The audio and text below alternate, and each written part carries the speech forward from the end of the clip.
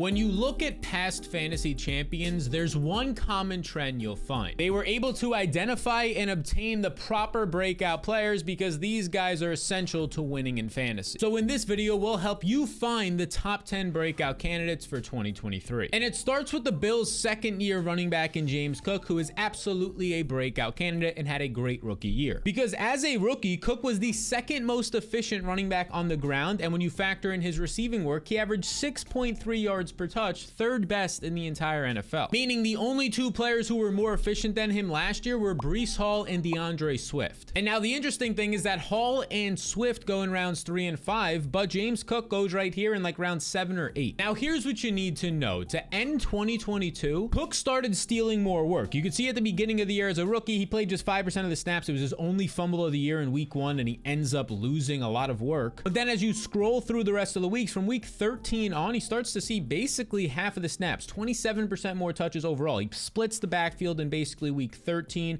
and 14, and then to end the year, he's playing anywhere from 40 to 50% of the snaps in week 18, actually more than Devin Singletary. So Cook's snaps increased by 27%, and Singletary's dropped by 20% over those final 6 games. And now Singletary is no longer with the team, but the Bills did replace him. They ended up signing 2 veterans. The first one, Damian Harris, to about $1.7 million, and then Latavius Murray to $1.3 million, but neither of these guys are all that scary because Latavius Murray is 33 and a half years old, and Damian Harris was around 40th in running back efficiency last year. He's still a solid fantasy option as like an 8th round pick, but not really scary for James Cook because Cook led the entire NFL, every single player, in breakaway run rate, his runs of 10 to 15 or more yards, which means he's an explosive player. And just a reminder, the Bills drafted Cook in the 2nd round last year out of Georgia, so they spent good draft capital on him, meaning that they have more of an investment in him than these $1 million contracts for Harris and Murray. So your takeaway is expect Cook to handle the majority of the touches and a great offense in Buffalo. Now the next breakout candidate is Nico Collins, the Texans wide receiver, who is a sneaky breakout because he quietly won the offseason. Mainly because the Texans didn't bring in any threatening competition. They ended up bringing in Robert Woods, but he ranked 78th in wide receiver efficiency last year, and he's over 30 years old. They drafted a few rookies. The highest draft pick went to Nathaniel Dell, who's only 5'8" and 165 pounds, probably more of a close to the line of scrimmage gadget player. And probably their best addition was Dalton Schultz, who signed a 1-year deal for $6.25 million, but he was an average tight end in efficiency and production last year. So this is all great news for Collins, and here's what you need to know about it. Last year, he ranked 99th in catchable target rate. 50% of his targets weren't even catchable, which was bottom 10 in the NFL and shows you how bad his quarterback situation was. Despite this, his efficiency actually increased by 38% in his 2nd year. And now he has a quarterback upgrade because the Texans drafted CJ Stroud with the 2nd overall pick. And Stroud is known to be the most accurate quarterback and even efficient quarterback in the draft. You can see here his 2 years as a starter in college, 72% of completions and then 66% completions. So this is great news for Nico Collins. You want to take him before he breaks out, and he currently goes in the 14th round of drafts as the wide receiver 63. Go get him. Next up is the best tight end breakout, and he currently goes in round 11 in Chigoziem Okonkwo from the Tennessee Titans. Look, Okonkwo had a fantastic rookie year. Now here's what you need to know. He was a rookie last year. He was a 4th round pick taken out of Maryland. He was like the 143rd overall pick from the Titans. Now Okonkwo is a bit smaller of a tight end, but it leads to more athleticism. You can see right here his speed score 92nd percentile and above average catch radius and burst. And that athleticism was leveraged last year, whether you watched the film or just checked the numbers afterwards, because he led all tight ends in tight end efficiency. Yes, more than Mark Andrews, George Kittle, and Travis Kelce. Now what does that specifically mean? Well, it means that he averaged 3.26 yards per route run, which was 33% more than the 2nd place tight end Travis Kelce. And now the good news for Okonkwo is that Austin Hooper, the starting tight end from last year, is no longer with the team. And this is important because when Chigoziem Okonkwo played at least 50% of the snaps last year, he averaged 13.1 points on 5 targets per game. And now those fantasy points, 13.1 per game, would rank 3rd amongst tight ends last year. Only George Kittle and Travis Kelce would have had more than that. Your takeaway is to draft Chigoziem Okonkwo in round 11. Now let's move to our number 6 breakout candidate. And that would be the running back from Washington and Brian Robinson, who is worth targeting. Robinson currently goes as the 86th overall player in fantasy drafts, meaning he's going in round 8 or 9, often as the running back 32. Now last year, Brian Robinson didn't play the first 4 weeks. You're looking at the snap counts per week. It was Antonio Gibson and JD McKissick splitting the work. You can see he doesn't play these first 4 games because he was shot before the season.